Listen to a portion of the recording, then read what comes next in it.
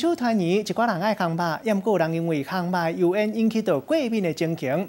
因为火炭咧倒会产生有毒的物质，吸到咱的皮肤的黏膜，都有可能引起过敏体质的人皮肤起沁膜、目睭红过肿的情形。医生建议讲，烘肉的时间头尾唔通伤过久。若烘肉时，会当用淡的面巾小捂面一下，安尼就会当降温，嘛会当甲刺激性的物质甲去掉，安尼就较袂过敏。 肉片，搁来อุ่一寡烘肉酱，大火烘一下，又搁油又搁香，真好食。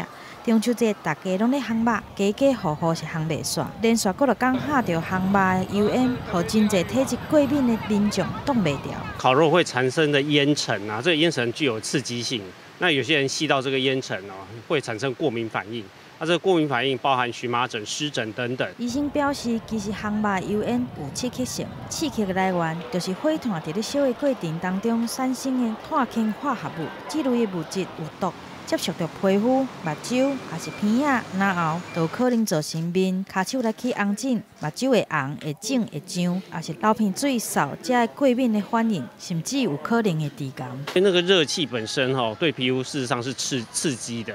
那刺激的话，就有可能产生过敏反应。除了烘肉油烟以外，火炉的热气嘛有可能让皮肤受到伤害。本身就有过敏的体质、异位性的皮肤炎的民众，更加是烘肉会过敏的人。医生建议，中秋节烘肉无问题，但是烘肉的时间上好是唔好伤久。过程当中嘛爱定定提出淡面巾来擦，除了会当降温，佫会当将这化学刺激的物件去掉，好好的假期，莫互过敏来扰乱。记者综合报道。